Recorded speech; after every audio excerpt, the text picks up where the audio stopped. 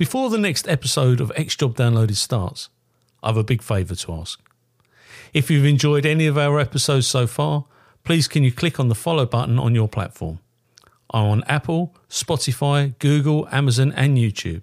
It costs nothing to follow, but makes a real difference to me as a podcast producer. Thank you.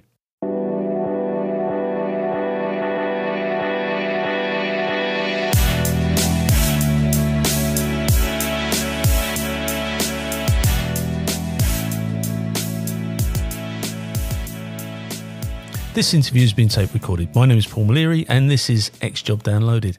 And today we're going to interview Nick Inge. Hopefully I've said it right this time. You certainly have, Paul. Nick, thank you so much for your time today. It's a beautiful day out there, sunny day in January, which we didn't expect. So I'm grateful for your time. But where did it all start for you? Where were you born and what's your background?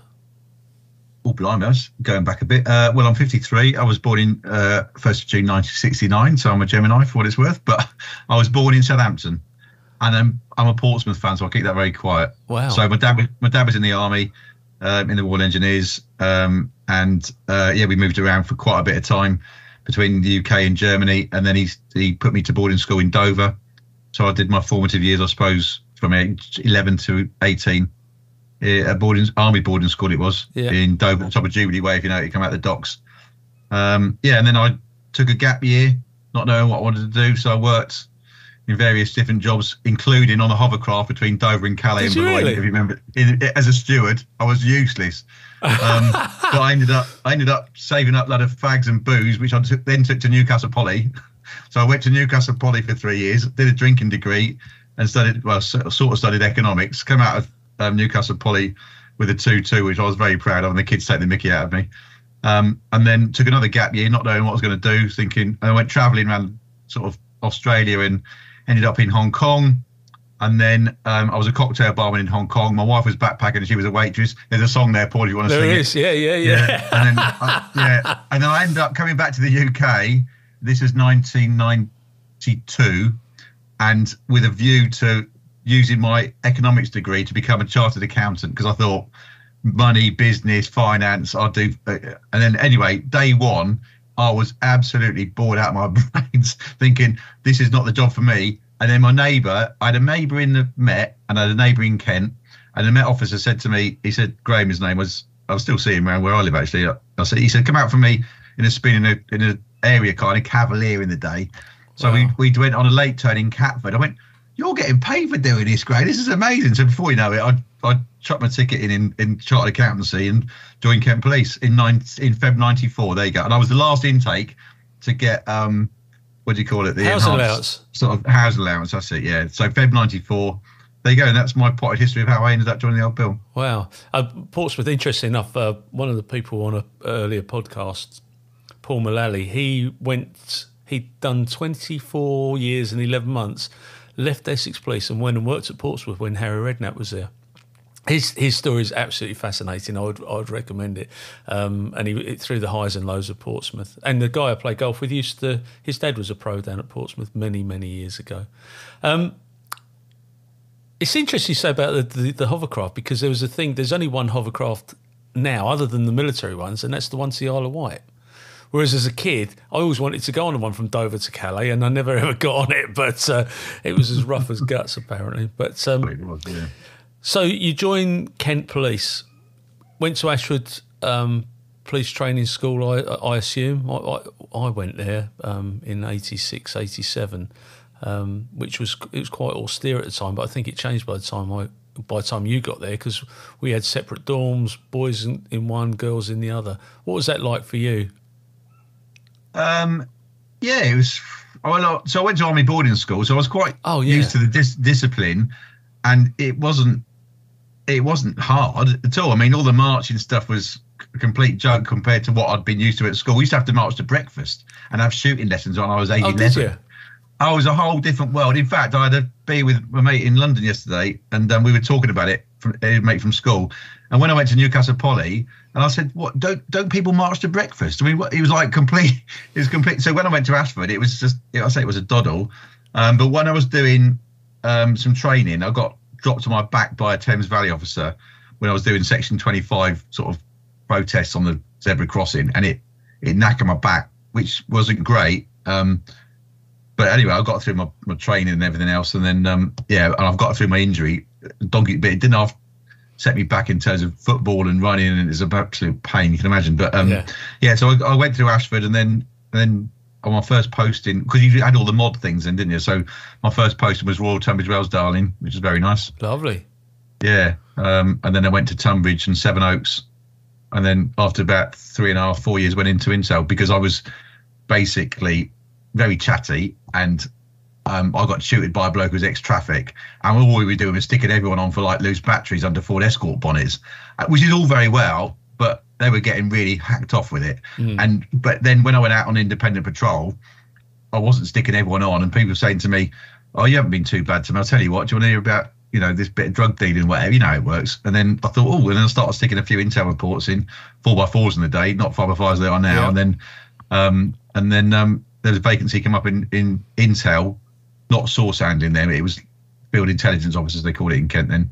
So we were doing a bit of R&D and source.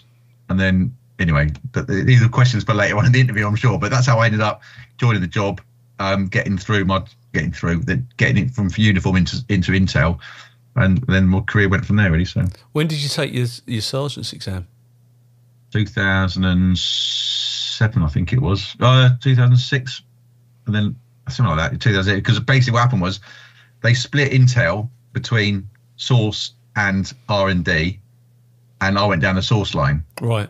And then, as you do, you sort of move on from a role, and I was getting a bit frustrated with payment levels for good quality sources who were propping up burglary jobs, and one in particular, he propped up I won't give anything away, where am I? He propped up a burglary job.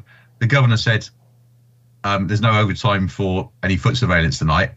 The two jobs came in the following morning, because basically the source had named the houses that are going to get burgled. I'm trying to keep it nice and polite here, burgled. And he was very close to the job, obviously. And then the next day, he wasn't the brightest tool in the box, because he came in, he was signing on bail in his real details, and then asked for nicking Intel and gave his pseudonym, because I would say Mickey Mouse is at the front counter to nick his like. Anyway, but what happened was, he said, well, I'll give you the burglaries, you didn't think about it, I'll tell you where the stolen property is. He stuffed up a chimney, I think it was, and the governor said, oh, well, we're not going to pay him out any money, go and take him down McDonald's for a meal. No. And I went, if this is what it has come to, and we're paying people in Happy Meals for really good quality intelligence because we haven't got enough money in the budget, come on. So then I went down to Special Branch, source handling down there, which was really, really good. I really enjoyed it down there. It was really different work, and we travelled abroad and we'd run sources, and it was really interesting.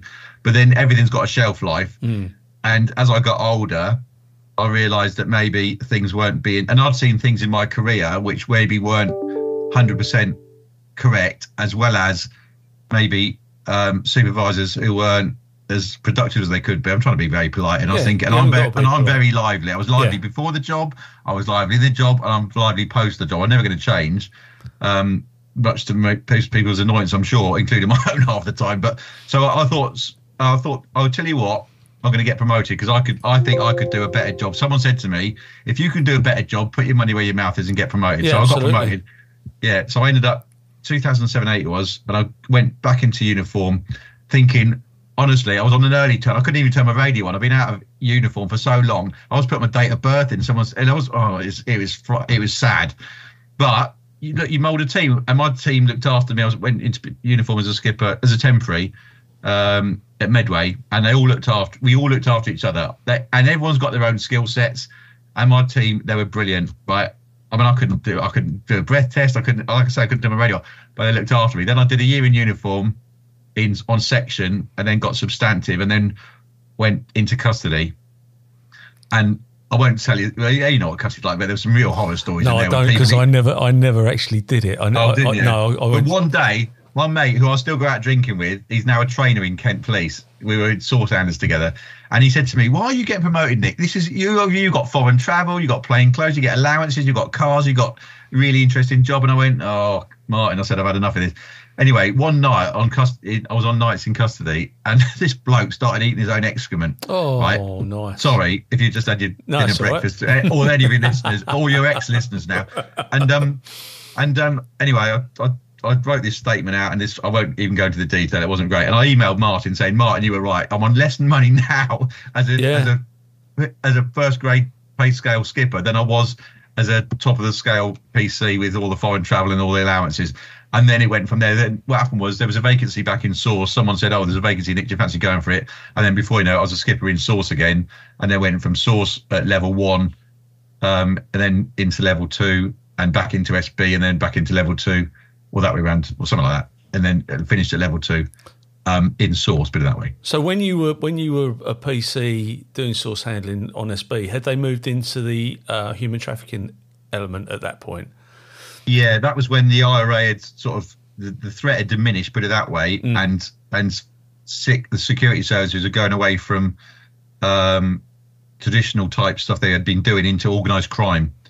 But then that obviously changed with the other threats that emerged from a terrorist angle, put it that way. But yeah, we went from what was traditionally that sort of Irish sort of terrorism angle, into the more organised crime, and then it went back after the Twin Towers back into the other world, which we're more familiar with now, I suppose.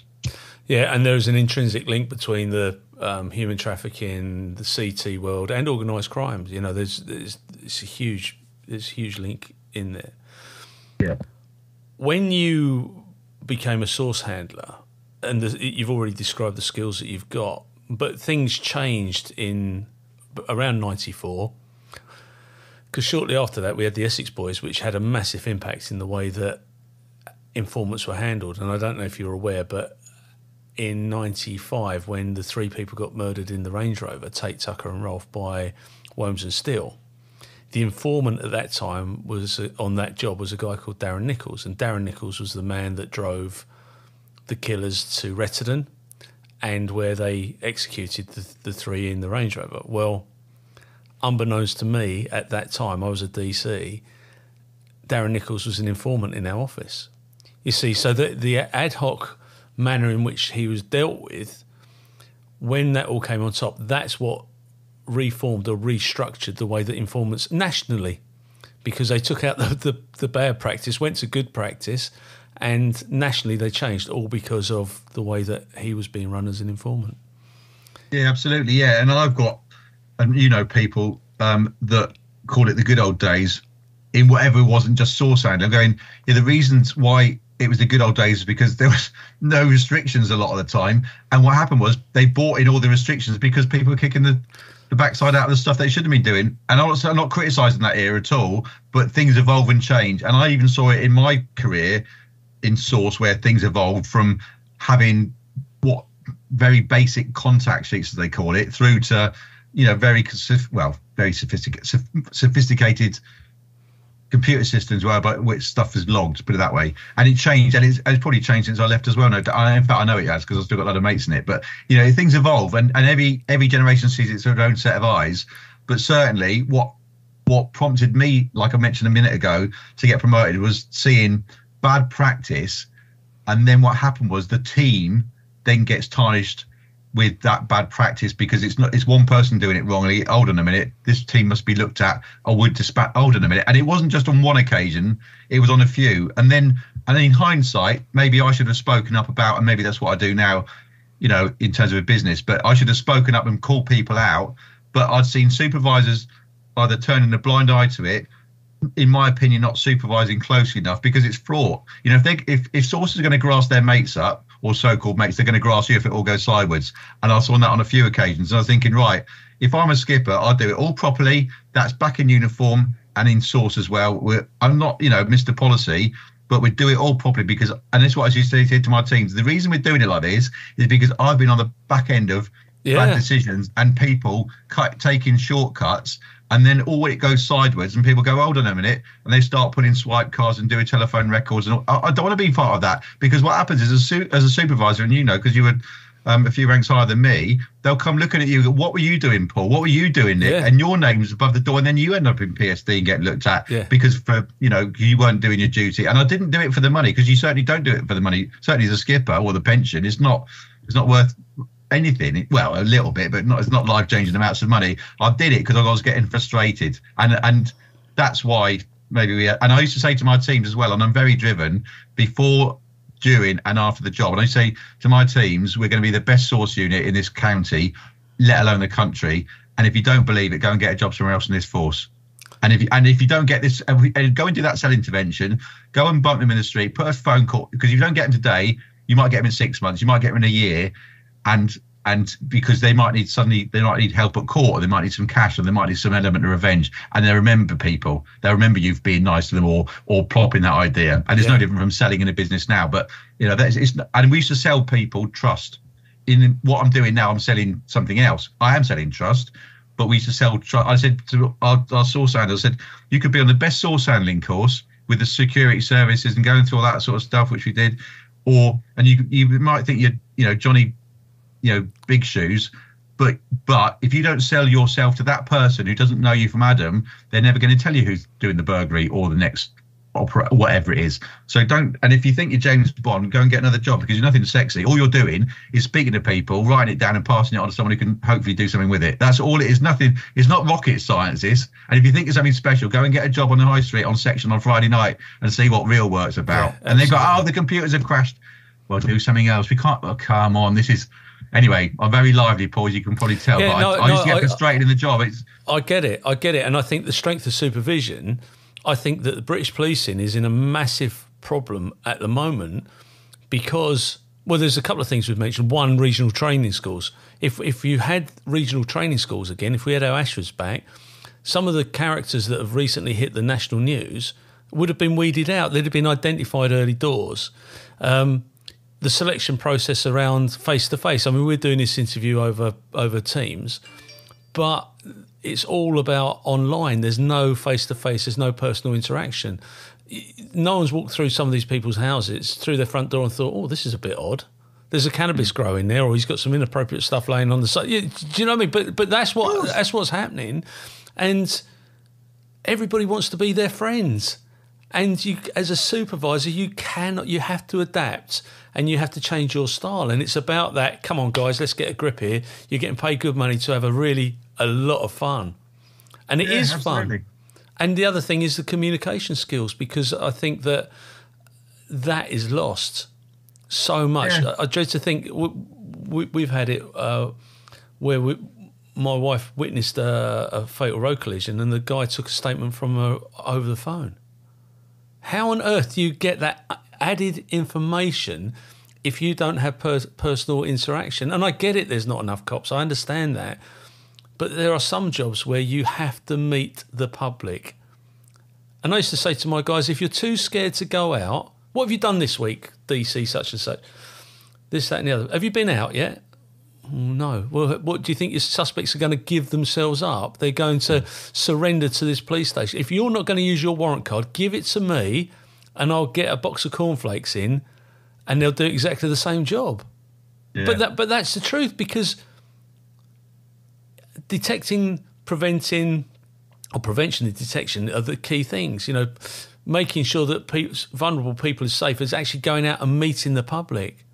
But they've got more teams of the Premiership now. So if it's a domestic abuse team, and I don't know about your former force, but my former force, nobody from that team actually goes out and meets the public.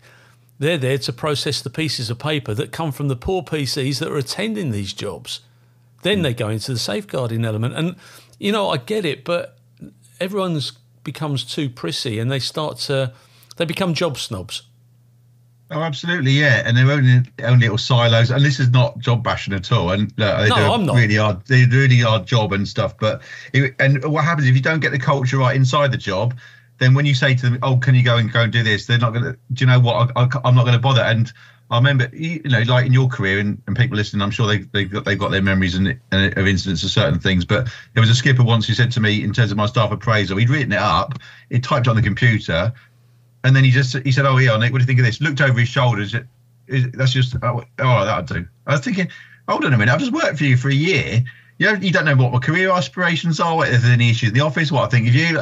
So when I did it, all my staff appraisals, I'm not saying I was the perfect skipper by a long stretch, and I certainly wasn't, but I did it for the right reasons. And I used to say to people, right, we'll sit down, this is your staff appraisal, your PDR, and we'll go through it personally. I'll take you out for coffee. What's that? A few quid. And we'll take it outside of the work environment, so it's not in the nick. Right, you tell me what you think of me, and I'll tell you what I think of you in a nice way, a constructive way. Tell me if there's any issues in the team, or you got any suggestions, or whatever it is, and I will write them down. Because if you think I'm not writing them down, and it all goes belly up somewhere down the line to some tribunal, I've written it down. This is an open and honest staff appraisal, and I've given you the time, and you've given me the time, in terms of a member of the team, and everything's fair and transparent. And because otherwise, you think, when I say to them, well, can you do this? They're going to go, well, hold on a minute, or that wasn't the, or can I have this course? Well, hold on a minute, you didn't bring it up last week in your staff appraisal. Why should I just, because so you do it all properly, all transparently, and that's in and out the job, and you can't go wrong. And that's, like I say, I'm no angel, but you do it for the right reasons with everyone's individual interests at heart, not just the team. It's how do you connect with your individual team member? And when I got promoted, I was going through that promotion process, I had two particular skippers that I really valued in terms of how they treated me. And I said to one of them, I had a coffee with one of them, I won't name names, it's unfair on them, but I said to them, I said, could you just give us some top tips about supervision? And they said, people don't join the job disengaged or demotivated. They want to become a police officer, but then something trips them in their career sometimes. Someone says something, or something happens, or they get positive, or they get moved, and then it demotivates them. It's your job as a supervisor to try and unpick that for the ones that are demotivated, to find out what happened and then try and rectify it by, you know what I mean? And I thought that's a really good tip. If you try that personal thing, people by people, right? That's you can't just become a DCI or a skipper by putting pips in your shoulders or stripes or whatever. You have to earn that respect from people. Yeah. It doesn't just come automatically. And if you give people the time, they'll give you the loyalty, and they work hard not all the time, but a lot of the time they'll give it back to you. And they know. And I'm into my football. I mentioned the Portsmouth thing earlier, but I would say, right, when you used to go into a new team, set your stall out. This is like a team manager. This is the way we're going to play. Don't like it, go and find another team to go and play for. But this is my standards. This is how we're going to do it from day one. Not at half time. We're going to change the tactics. We're going to do it. This is what I'm about. And they would have done the research on me before I went into the team, and I would have done the research on them, so they know what's coming to it, but not in a nasty way. But I used to go in there and go, right, okay. For example, who's got access to this office? Well, people that have left the team 2, 3, 5 years ago, well, why are they just using this swipe to get in then? This is not a drop and flop. This is a source handling office. If something goes missing or something happened, the first thing PSD are going to do is check the swipes. And if they're not up to speed, who's the supervisor in here? Why haven't you checked the swipes? What's your standards? And no different on section. And people used to think I was crackers. This is very old school. Every month, sign their pocketbooks off. Every month, weigh the CS or PARA. Every month, weigh their check their serial numbers on their cuffs. Check the serial numbers on their ASP. Because if I didn't, because if it all went belly up and there was some sort of incident, well, who swapped cuffs? Where's the stand? You can see it, can't you? Yeah, absolutely. And I did it all properly. I'm not saying I wasn't perfect, but I did it because for the right reasons. There you go. So can you explain to the listeners the importance of source handling and the dangers of source handling? Or let's ask that another way. Can you explain the positives and the negatives of source handling? Yeah, the positives are, if I give top 3 positives and top 3 negatives or dangers, right? The positives are, you can't be, in my humble opinion, a human source, right? Someone telling you that something is going to happen, or something has happened, or they've got an opinion on something. It gives you that real personal slant. Right, and you can't beat that through any technical means, I don't think. No. Right, because I personally don't think you can do that. It's very cost effective, because if you go and do a cell intervention, and all of a sudden operation so and so gets launched on the back of it, then someone says something, and a surveillance team goes beyond a burglar, and they save, I don't know, a load of investigation time for detectives on a series of burglaries. It can be very cost effective. I mean, we've paid outsources lots of money in the past, but it's still, there was one person we were paying $5,000 a month in cash in a briefcase for a year, and that's a lot of money. And people say, when I was giving this sort of anecdote in the police, that's a lot of money. Yeah, but you think how much it cost, it saved the country in terms of how much that would have taken in terms of investigation and all the repercussions of it economically. There was it was nothing. There's nothing, I don't think, personally. And I take it, I mean, obviously without going into details, but I take it that was a CT issue. As opposed to localised crime. It wasn't a burglary. No, it wasn't a burglary. No. Although if somebody came up with the information around the Brinks mat, which there was stuff connected to Kent on that. If someone came up with the right and they recovered the property, there'd be a hefty sum of money involved in that as a reward. Of course, absolutely. Well, and that's what makes wills go around. People give cash rewards, and it's worth a lot of money. So why not? I think it's very cost effective. And from a personal point of view, I think when I joined the job, I didn't even know source handling existed as a career option. You don't just create a role for a career option. I get that. But for me, when I suddenly went, there's an option as a source handler. What's that? It's not just, in uniform or running around catching people in stripy suits and swag bags and stuff.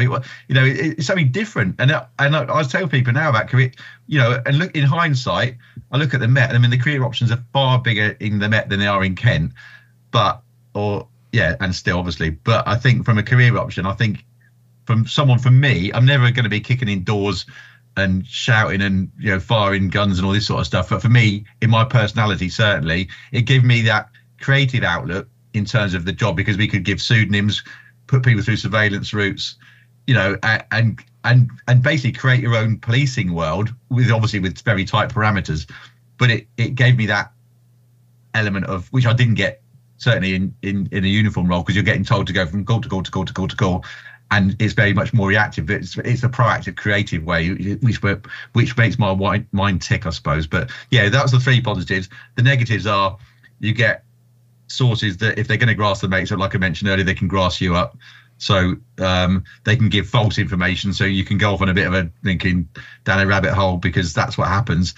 As well as I suppose it can be quite divisive in the force, because people think you're dancing with the devil. It's a very grey area. It's not a grey area at all.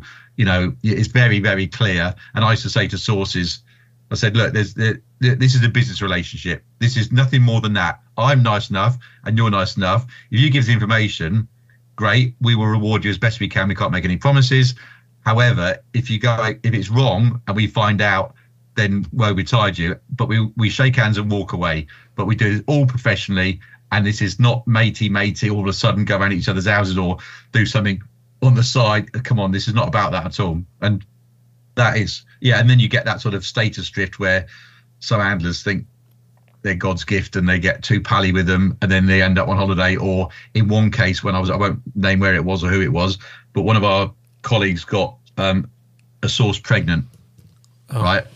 Because obviously that relationship, that wasn't in the T&Cs. I didn't think that you could sleep with them, but and then she had the baby, and then carried on running. And I was thinking, that's one of the reasons why I got promoted, because that was a case where, it was a he, and he was coming into work doing late turn recce's in a certain town, losing weight, wearing aftershave knives, really, and the skipper wasn't doing anything about it. And I should have said something, but I was new in a team, and wet behind the ears in terms of the job, I suppose. And but that's what I never did.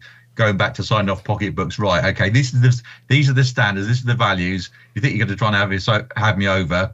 Not poach tone gamekeeper to a point, but along those sort of lines. I know what the score is. Don't try and have us over. And if you think you're going to try and have me over, and I find out, you're off. Well, I had a colleague pull into the backyard at a police station I was working in, driving a brand new Range Rover with a boat behind it, and it later transpires that the boat and the Range Rover was stolen. And have been lent to him by an informant. I mean, you couldn't make it up. Did you find there's a lot of professional jealousy in the role, though? Not jealousy, I suppose. I mean, some people, there was. But these sort of Sanders sort of swanning around in plain clothes, looking like they could do what they wanted when they wanted. But what they didn't get on the flip side was the fact that not now, but in the day, you're taking calls 24 hours. Yeah. 365 days a year, even on leave, because there was no system to hand sources over and stuff. So, there's jealousy, but there was a downside to it in terms of they didn't see the downside to the role. And when And obviously there's a big psychological pressure because you're under, certainly I didn't get as much when I was getting older in service, I suppose, but when you were younger, we were getting information from sources, and then I know a door was going to get kicked in on a drug warrant on a Friday night. And I knew the officers that were going through the door. Then you're thinking, I've asked the right questions. Was there an axe behind the door? Was they got a dangerous dog? Because if they get injured, then and I haven't asked the right questions, and the risk assessment's not been written up properly, then they're going to go back to me because I just thought, I'm not going to ask that question because I couldn't be bothered, or can't be bothered to write it down. So, there was a jealousy to a point, but I think once they realised what you did and how much more involved it was, then maybe a lot of people didn't want to do it either. They liked the title, but they didn't want to do it because they couldn't, like I say, dance with the devil, or that sort of perception of the role. Yeah, it's interesting. I was a UC manager, so I used to work close with the intelligence handlers and obviously the TPs, UCs, whoever it was. And I think there's a lot of it, certainly in that world, where police officers want to know. They don't need to know, but they want to know what's going on. And I think that, there's some spoilers out there that will go out of their way to undermine what we did just because they didn't know what was going on. Absolutely, yeah. And you put an intel report in, and straight away they don't even look at the intelligence half the time. They just play hunt the source. Yeah, it's not some sort of game. This is like, And it's life and death, because you look at some of the characters that we've dealt with in the past. If a source gets exposed, then they could be in some serious trouble, and then end up in the boot of a car. Yeah, absolutely, yeah. In the corporate world, if you get called out or identified as someone who's basically, for want of a better phrase, grass someone up in a business, you might get held over a promotion, or you might get ostracized, or if you get it wrong in the criminal world, you end up 6 foot under in Hackney Marshes, right? And that's what happens, and that's no joke. No, absolutely. Or they're getting their windows put in, or what happens in prison and all this sort of stuff. So it's but fingers crossed and touch wood and all that. I never lost anyone. I never heard from people again, but I'm joking. But I think the surprising thing about it is that there aren't that many sources. In real terms, when you think Essex has got 1.9 million people living in it now, there's only a handful of people that actually provide intelligence to the police. Now, the criminals, if there's any criminals listening to that, look over your shoulder, because it could be somebody that that's quite close to you. And that does happen, doesn't it? But the fact is that there aren't that many people that are doing that. And I get it, because you can't, if you have too many, it becomes cumbersome. But actually, with so many people in our respective counties, you'd think there'd be more people giving information. Yeah, that's the art, because there's a carousel of sources. They come on and off, and then obviously it's a case of sifting through and finding the golden nuggets and keeping them on board. But then they drift through their life and going in and out of prison, or going in and out of different circles. And that's the art of keeping a decent stable of sources and the source handlers interested, and the whole wheel turning in terms of getting good intel, because that's what it's about. They're not just there taking the money. That's the sources and the informant handlers as well. But because you get the likes of you going, okay, well, who's doing the burglaries in this division or whatever? Right, I need an answer. Who's doing it? Well, they might have travelled in from the Met, Governor. What are you on about? I don't know about that one. There's only so much you can do, but it's different tactics. But I know what happens if it's all going the right way. There's plaudits taking all the praise and go, no, we started off. I know Operation so and so started because we did a celly. Which is nothing, that's the way it goes. But when it's all when the figures are going the wrong way, who's doing the burglaries? Hold on a minute, you can't just blame the source unit here. Yeah. But that's what. But look, I got thick-skinned enough, and I got a big enough mouth to look after myself. But that's the pressure you're under, because you sit in crime series and they're going, who's doing? I don't know who's stealing hanging baskets in the summer. Right. and success does have many fathers, and that is frustrating when you have been instrumental in a job, and all of a sudden everybody, the world and his wife, are getting commendations and QPMs, and you walk away with your bits in your hands. So you get to successfully navigate to 2019, which is your last year. You've done 25 years at this point. It's a big step. So how old were you at that time? Oh, 50. 50. So you'd hit the magic 50, 2019, 25 years, 50 years of age, and you can get your pension, basically. Yeah, absolutely. What was the motivator to leave, though? Um, doing the right thing for myself, not for the job. And that sounds selfish, but I'd put 25 years in. I had no intention of going before 30 until about 2015, 16. And there wasn't just one thing that triggered it. There was a number of things. One was bent coppers, which did my head in. Why should I be in an organisation where there's people giving away secrets about this job when we're working hard to get decent information and people are giving it away? What? The fact that the police weren't being funded and we were just going through cut after cut after cut after cut after 2009. I was thinking, this is never going to get any better. And my wife's an A&E nurse, so I'd seen life through with slightly different eyes. I mean, I'm not into blood and all that, but I've got friends who are no longer around, and life is too short, right? And also, my son, he's 19 now, but he started his own business when he was 13, a waffle business. Because we're very much as a family, we get off our bottoms and do things in life, right? And you could probably tell in the terms of the story before I joined the job. And he set a waffle business up, which he sold last June at age 19. I'm very proud of him. But he said to me one day, my last role was doing the acting governor bit down at SB, special branch, right? And I'd done over the 56 days. So basically they temporised my pay and pension. And I was on tapering. Right, so my tapering finished in like February 2019, and I was thinking, so I'm going to go back as a skipper and do average salary now, pension. I'm going to go out on a governor's pension for not having done the exam. Come on, it's a no-brainer. So that's one of the reasons why I left. So I'm on a governor's pension as a skipper. I'm not showing off here at all. It's fortunate, and I had a really good boss as my last boss. Who looked after me, let's say looked after me, we looked after each other and the team. But that's one of the reasons. And in the source world, and that was it. My son said to me, Dad, I picked him up from the gym in Maidstone where I live. And he said, how much you earned today, Dad? And I went, I don't know, 160 quid after tax and pension. I know the pension. He said, I wouldn't get out of bed for that. I'm thinking, this is a blinking 15-year-old telling me this. I said, we had some, I won't go into the detail, but some very high level security service jobs running at that time. I was going, I'm taking not a lot of flack, but I'm taking a lot of pressure here for stuff going on. And my son's saying he wouldn't get out of bed for the money I've just brought home today and the commute. I said, come on. So, and I'd seen in the corporate world, speaking up, whistleblowing, getting bigger and bigger, right? As an agenda, as an issue. And I was thinking, well, if we can keep criminal whistleblowers safe, and we've done it for a long time successfully at a good level from shoplifting through to the CT world, home and abroad, we can sell this as a brand and the USP of what is your background, source handling, blah blah blah, in the corporate world. So that's one of the reasons. So there was a few there. Life is too short. Friends who had died too early. The pension certainly, and a business opportunity, as well as getting fed up with cut after cut after cut after cut.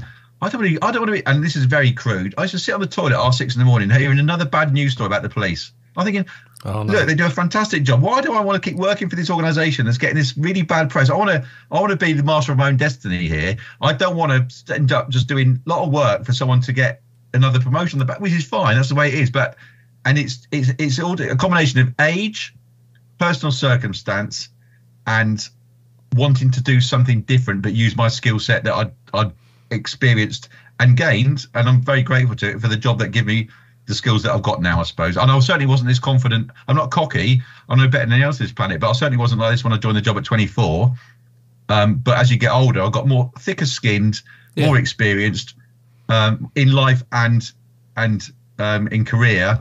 And right, okay, let's take this to another step. I haven't retired. Certainly, this word retirement is a misnomer. I've just changed career basically, but use what career I had before in the corporate world. And they were it's a long answer to a very simple question, but there were a few trigger points, put it that way. So you there's a couple of things there. One, the bad news stories, I get absolutely sick to death of it. And what I find really disappointing is that the senior management very rarely stand up and wholeheartedly deliver a good news story, unless it's a PC that's run after a load of criminals and caught them. There's nobody actually banging on about what a great job these guys and girls, and the guys and girls on the ground must feel totally unsupported but they were the people that started these problems. They are now the chief officers. They presided over most of this, yet they haven't got the courage to deal with the issues at hand. And not one of them, other than the chief at Northamptonshire, Mr. Adley, not one of them has stood up and said to the Home Secretary, we haven't got enough money. We haven't got enough staff. And that's all because they're worried about getting the knighthood or the QPM. And that's a real sad indictment on the policing style, but they are the absolute facts. And you talk about the corruption.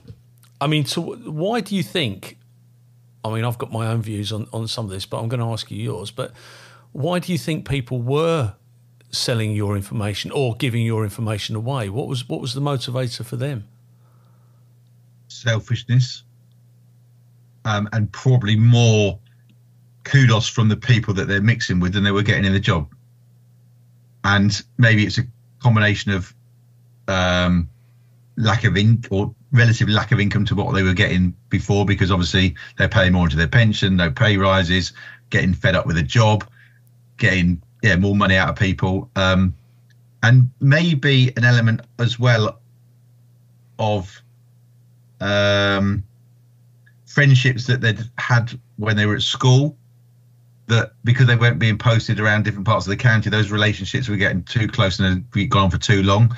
So there was no distance physically between them, physically and time-wise, between people that they'd grown up with, who they felt probably more loyal to than they did people in the job. And in terms of people in the job, I suppose sometimes they were more loyal to their mates in the job than they were to doing the right thing, if that makes sense. Yeah. I don't know. It's like, I won't go into too much detail, but that's what really gripped me. I was thinking, hold on a minute. Not only were we giving information about bent coppers who were providing information to civilians and criminals, but we're talking about people in the job who were covering up their bent mates who were doing that. I said to my wife, I said, I don't want an OCG knocking on our front door because we've bubbled someone, you know what I mean? Because, come on. Anyway, I'm not getting into the detail about it. But you're right. I mean, you live in the land of Kenneth Noy. I mean, you don't have to go back to when the officer was murdered in his garden. You've got, and the same here, we've got OCGs living here. And if there was any thought that you'd have any influence over their freedom, then it places you at risk. And when people go bent, whether it's for a financial reason or selfish gain or professional jealousy because they feel that they're undermining you, they're actually putting a whole load of people at risk. Yeah, massively, yeah. And the reputation of the job is at stake as well. We can see it all in the press at the minute, can't you? But that they're the reasons why I did. But I just got. And when you go into a job, look, I remember being interviewed at Kent Headquarters years ago. And why do you want to join the job, Mr. Inge? Because I want to catch, Johnny that's just robbed an old lady of her handbag. You soon realise that that's not going to be the case. You've got everything that goes with it, and then you get to the point of thinking, well, we're running. I've got to this point in my career where we've got, I've done a lot of training. I've got a lot of expertise. Expertise sounds grand, doesn't it? I've got a lot of experience. Yeah. And I think I know what I'm doing now. To a point, not I wasn't brilliant. I get it, but and then for what? People to give away these secrets. What's the point? I'm not on a lot of money here. I'll go back to what my son said. I wouldn't get out of bed for that money. If I was getting paid 150,000 grand a year, maybe it's slightly different. And people say to me, well, why are you going now, Nick? Because you're going to take a hit on your lump sum. I said, what's that got to do with it? I said, what would it, you're not a life-changing amount of money, this sort of lump sum, this golden ticket at the end of 30 years. I said, do you know what? I'll go and do something different. And I've got mates who are coming up to retirement and they said to me, what's it like outside? I said, is this very normal? I said, it's not, it's not some sort of weirdo land or something. It's like, the job is not the bill and end all, but when you're in it, people think you can't go now. What do you mean can't go now? I can just chuck my ticket in. It's like, no one's put a gun to me saying you've got to stay in the police. No. It's great. It's a brilliant job. It's really interesting. Like I say, it got me to where I am now, but it's not the bill and end all. And there was a lady on one of my teams. She's still in the job. I had a coffee with her a few weeks ago. It's all right for you, sir. You're going now. I've got another 25 of this nonsense. 25 years of this nonsense. Well, go and get another job then. Oh, that's exactly it. I vividly remember picking my youngest son up, and he worked for a very nice restaurant in the West End in Mayfair. But he worked all the hours that God sends. He's a fantastic chef. We all talk highly of our kids, but he's a fantastic chef. He runs a restaurant out in Mission Beach in North Queensland now. And he was working in Michelin-star restaurants, blah, blah, blah. And I'm driving home one night, and I said, do you want something to eat? And he said, oh, yeah, I really like something to eat, Dad. I've had a long day, blah, blah, blah. Right, okay. We go to the local McDonald's at Harlow on the way back on the M11, and it's closed. I said, we'll go to the BP garage. This is a Friday night, Saturday morning, and I pull in there, and the dog van's parked outside the BP garage, and there's all the police cars. And I know, because at the time I'm the district commander at Harlow, and I know that it's going to be kicking off in the town. And I walk in there, and I can hear this PC gobbing off, and she's really going to town. How terrible. And I'm thinking, my son has just worked all these hours, and I walk in there, and PC blogs, if you'd like to come to my office, when are you on days next? Oh, Tuesday, whatever. Okay, come to see me on Tuesday. I can resolve all your issues. Really, sir? I said, yeah, I can. I said, it will take 28 days and you'll never have to worry about this again. and that's the truth, isn't it? When you're at your busiest point, but you've got time to sit and have a cup of coffee in BP. And the reason they're sitting in BP is because BP were having a load of drive-offs, and they would give the coppers a cup of coffee. And I don't begrudge them, but have it at 3 or 4 o'clock in the morning, not when my town was having the living daylights beaten out of it. Absolutely, yeah. And also, sorry, Paul, and people who I've got mates who do it. They're lovely people, but they got countdown clocks. I've got 5 years, 31 days. That's counting down towards death, not your time you finish in the police. Don't you get this? So if you were to just try and pad out your days doing the square root of Rockall just to see your pension, that's towards death. And when you get there, you might not survive very much longer if you get there at all. This is like, or people, lazy so-and-sos who got to the point in their career where they're spending more time going through policies on trying to find not how to do stuff than actually getting on with their bloody job. Yeah. Okay, this is mad. And then you end up trying to supervise these people going, this is mad. Well, really? If you actually got involved with the job, you probably enjoy it again now rather than trying to get out of work. It's a great job, and it gives opportunity. I mean, you said about international travel, and there's so much opportunity, and the skill sets that you bring from it are far above those that they think that you and I are forward-facing enforcers. What they don't realise, actually, we're critical thinkers, we're decision makers, we understand what customer focus is, all the other stuff that industry would love to have. With our skills, we would fit into any organisation, but I think a lot of people lose that. So what happens next? It's 2019, you've done 25 years, you're 50 years old. You've had a gutful, basically. I mean, not to put too fine a point on it. You've had enough, or you just... No, I hadn't had enough. I just thought it's the most opportune point to go. Right. Yeah. No, I could still be in it. I could still be enjoying it, but it's the most opportune point in my life to go and do my next stage of life. That's why I left. Nothing against the job, but yeah. So what happened was, my son, who I mentioned earlier, he played a lot of football at a good level, and I stood on the touchline listening to nonsense with people who never kicked a ball. And not that I'm anything special at football at all, but people abusing referees and other players of the team and other parents, and there was no mechanism for these parents to speak up against it, because what happens is they just take their son or daughter out of a football club, go to the playground, slag the club off, and then the whole thing just carries on, right? No different from the job. It's like what you just saying, that lady in the BP garage, right? They want but where's their voice to whatever it is, right? So I thought, right, okay, we'll set up a whistleblowing consultancy, grandly called, offering hotlines for grassroots sports clubs for parents to report to the club issues that they'd come across anonymously, going back to my old world, and stuff that wouldn't hit the threshold of the local county FA, because it wouldn't be of that criteria, but it might be, for example, someone's parking in disabled bay at a football club, and they can't access that bay because one of their family members or friends can't access, but it's a real gripe in their own world, right?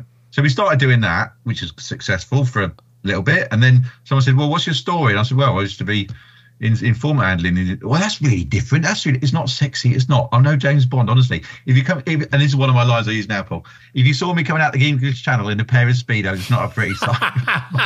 Like, sort of speak to my wife on a bloody cold day as well. Anyway, so they said, before you know it, I did a presentation for a lot of money for 1 hour's work to an SLT away day. I won't say who it is, right? And my mate's going, how much do you get paid for doing that? I went, I'm not showing off here at all. I said, because they're buying into the story. And then what happened was, through the networking, and in the job I used to network to get names of referrals, right? So it's no different what I do now for in the job. Networking. And through the network, I got approached by a software company in Dubai. And they said they got a whistleblowing app, right? Which is like a replacement for, say, a hotline or an internal compliance system. Yeah. It's an app, but we haven't got anyone to look after the disclosures on the end of it. iTrust, which is my business, USP is source handling. People more likely to make disclosures because they feel like they're in safer hands rather than just going to, an admin desk somewhere and someone writing a report and sending it through. So we partnered with them, and then COVID struck. Right. And I was thinking, oh crikey! So I was thinking I should have stayed in the job. This would have been so much easier. And then we ended up rolling it out to a couple of clients in the UK, and I'd never met the company in Dubai. This was all online. Really lovely fella called Craig, who was 43. So we partnered with them officially sort of March 2020. So less than a year of having come out of the job. And then in October 2020, I was on a Zoom with him on a Monday morning. I said to him, Craig, how's your weekend, mate? He went, oh, I've got a bit of a headache. And he's a really fit bloke. Wife, he was from South Africa, 2 young kids under 3. I said, oh, a bit of a headache. I said, I'll have a paracetamol or some glass of water. On the Saturday, following that Monday conversation, he was in hospital and he got diagnosed with stage 4 brain cancer. Oh, God. Right. And I went, so it was a really rapid decline from October 2020 to when he passed away in February 21. Right. So I'm thinking, hold on a minute. We've got customers here. We've got an app. So I went out to Dubai in January 21 during the lockdown. And I said, look, the two businesses are converging here. Would you want me to be considered? And there was a lot of money behind it with some very, very wealthy people as a CEO. Anyway, one of the lawyers who was involved as a shareholder basically lied to me out there. And I called him out and I said, I don't give a flying monkeys who you think you are, or how much money is involved in this. If you're lying to me and this business is about whistleblowing and speak up and transparency and honesty and openness, there's no relationship. I don't give a flying monkeys who you are. So I came back to the UK thinking, so we've got customers, no app. where do I go from here? So I looked around, and before you know it, I found a developer who has basically created our Speak Up app. So we've got the business called iTrust, and now, unbelievably, Paul, we've got the Speak Up app, which is so imagine a replacement for a hotline, which no one uses because it's who uses the telephone, an internal compliance system like you had in Essex Police and we had in Kent Police, which no one believes in. We've got an app. So basically people onboard the app via a QR code, which is fully encrypted. The app is bespoke to what the customer's logo brand, so it looks like their own app. And not only can the user speak up, because it's speak up, whistleblowing is a dirty word. It's all about snitches and grasses. And when I did presentations in and out of the job, I used to go to teams and say, right, put your hand up in the room if you've ever been a grass or a snitch. And funny enough, very few people did. And I said, with all due respect, you're lying, because as you get older, you're less likely to do it. So we've changed the narrative from whistleblowing to speak up, because that's a positive. Yeah. But via the app, not only can you speak up anonymously, but you can suggest a change, like an electronic suggestion box. You can, in construction, you can make a near miss report. You can praise a colleague or the organisation. You can bespoke it how you want. You can have it in up to 168 languages at the press of a button. And you can have it, there's an accessibility tool on it. You press the button and it will turn it into a dyslexic font, a visual impairment, colour. And all of a sudden, we've got, I won't tell you who it is, and later today at 4 o'clock, I've got a meeting with someone who is an MD of a very large company. We've got very, very large companies, and we've just finished a trial with Kent Police. We're speaking to a very large, I won't go into more detail. No, don't. But I've got somebody that I'm going to introduce you to after this podcast. That's very kind. Thank you. So we're making a lot of progress with lots of organisations globally. So we've got a product that goes in every organisation across the world, and there's no one else doing it. We've got, I won't say it's unfair because this is being broadcast, but we've sort of stumbled into this. So what happens is, it's a fully encrypted system. The user can either send a report anonymously, partly known, or fully known. So it's their choice. But when they press submit in whatever language they choose to submit it in, it goes as a fully encrypted email with a password protected PDF with the evidence on the back end of it, which can include a video, a voice note, a photograph from their camera roll. And this is why all of a sudden people are going, not all of a sudden, this has taken a bit of time to get to this point, but this is, no one else in the world is doing this. And my mates in the police are going, yeah, because you get off your backside, yeah, exactly. You network, you do this sort of thing, and with lovely people like yourself, and all of a sudden, no different. How did you get that source? Because we went and did a brief into section whatever it was at Swanley, and then someone said on a cold, windy November night, oh, I remember that short, fat, airy bloke from Source. Oh, I'll send him an email with a source's detail or a potential chiz's name on it, whatever, referral on it, and then that's how it works. It all starts like a marathon starts with the small steps and all that cheesy stuff, but that's true, and that's where we are with it. So yeah, we did the training, the consultancy, and the best of it is, Paul, if the user will put their phone over the QR code, and it will come up in the language of their phone. Yeah, 2 seconds, I'll show you. That's fantastic. This is like the voice of radio. So basically, and I'll tell you this now, that's a company that's getting it. And tomorrow, Paul, if you get a chance to watch ITV Meridian, yeah, I was interviewed by ITV Meridian a few weeks ago on their news for ITV Meridian News. Tomorrow we've got it in Tunbridge Angels, which is a National League South club, right? And we've got ITV Meridian coming down tomorrow. So it's a Friday for the benefit of the listeners, I suppose. Yeah. So it's Saturday tomorrow, and they're playing Worthing, but they've got a diversity inclusion day tomorrow. They've got women's teams, trans teams, and disability teams. And ITV Meridian are coming down because our QR code is at Tunbridge Angels on an advertising hoarding. So anyone, anywhere in the ground, can actually report anything, and it's going to go on the back of every ticket, every program, and in the bigger stadiums, on the giant screens. Now you can see, I don't know if you follow football, but I go to football a lot, right? And if you hear or see something, what do? You go on the Kick It Out app, you go to speak to a steward at the front of the stand and get your head kicked in on the way out, or you do nothing. With this, you can do it in the sanctity of your own home. You could be videoing a corner, a free kick, have it, and then hear someone saying something they shouldn't do or chucking a coin, and then you can send that in as a fully encrypted email straight into the club for them to investigate. Oh, brilliant. Can I have the QR codes, and can I have all your outlets, and I'll put them. Well, I'll put your QR code on your photograph on this podcast, so that anybody can just snap it straight off of the screen. Oh, that's very kind. Thank you. No. Listen, this is what it's all about. Demo. The one I'll send you through is this one. Sorry. Yep.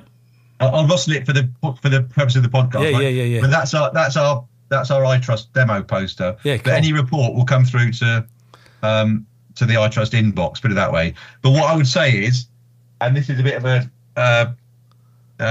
if people ever think they're going to do, they can't do what we're doing, our lawyers are watching, because if this is intellectual property in terms of what we're doing. But yeah, so like I say, it's all very exciting, and this is where we are with it. Good so yeah, for you, all good. man. And last thing I will say, Paul, about this is that the journalist said to me, you get this in the police force, which we will do very soon. This is a national story, because you look at police culture, right, in terms of community engagement as well. Every time we do a presentation to people, you can hear their cogs turning in their head, thinking this is basically a feedback mechanism for restaurants, for community engagement. We're speaking to people at the minute about getting into, I won't tell you where it is, but hard to reach communities that don't trust the police, can't speak English, or don't have English as their first language. If you have an incident or want to do a bit of community engagement type stuff, you put the poster or whatever it is in their language, and then say post incident, you do a leaflet drop in the road.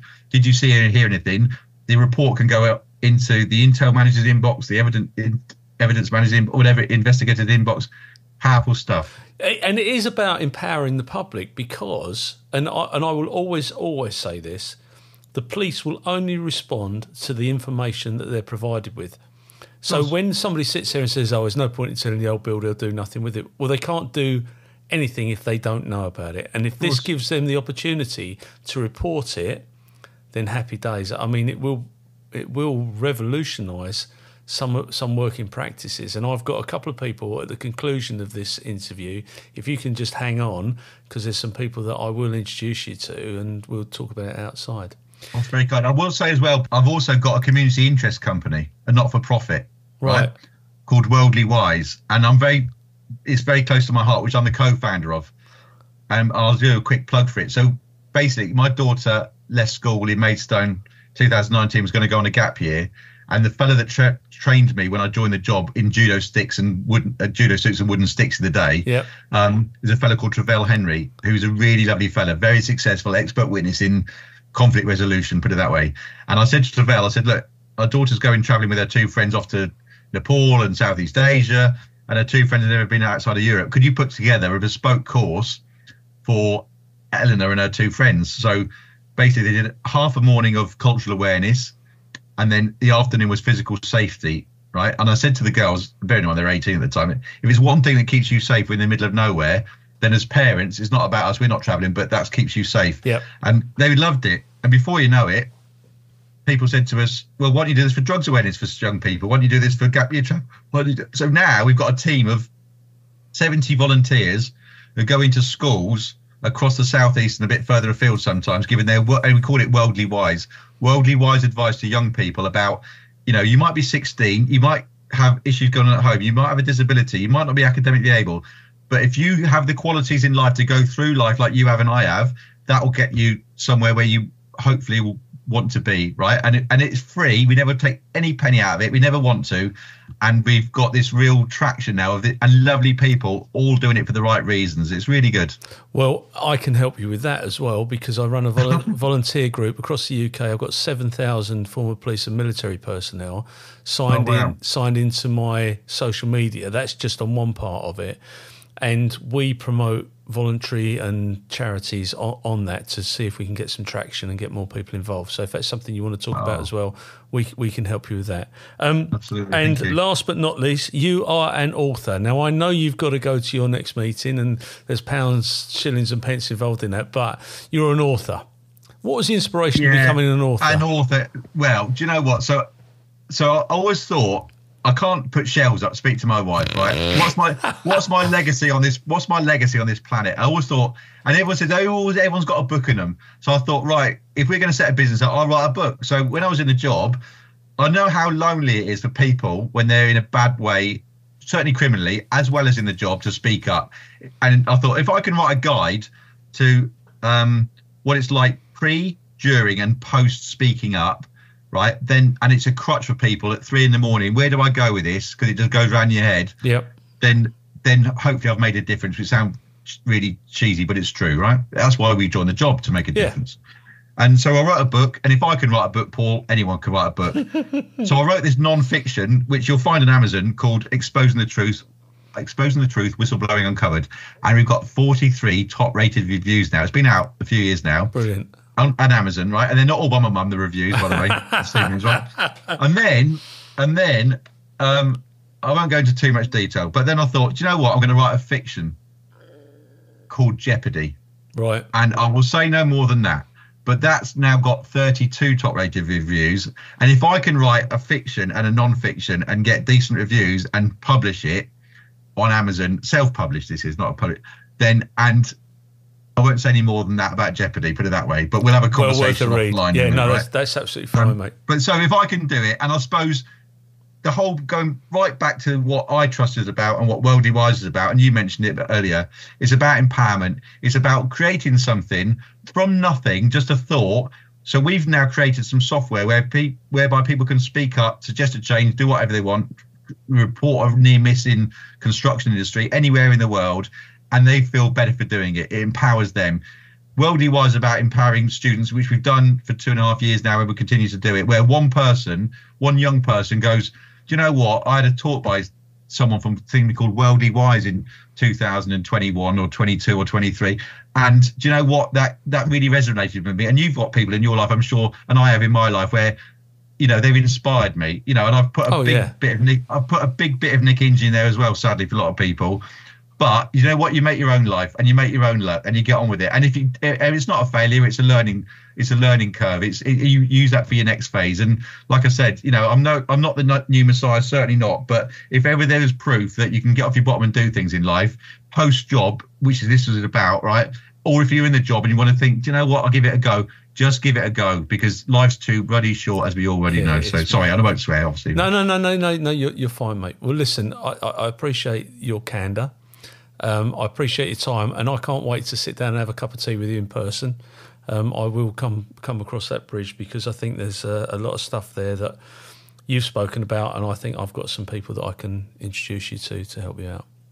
That's very kind, thank you. Before we go any further and I conclude this interview, is there anything you'd like to add, alter, or correct?